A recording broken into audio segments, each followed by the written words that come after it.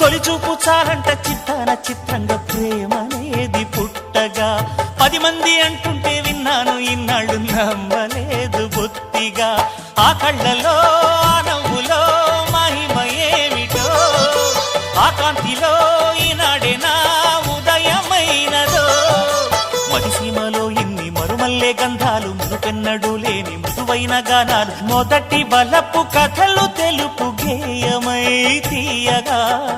స్వరములు పాడగా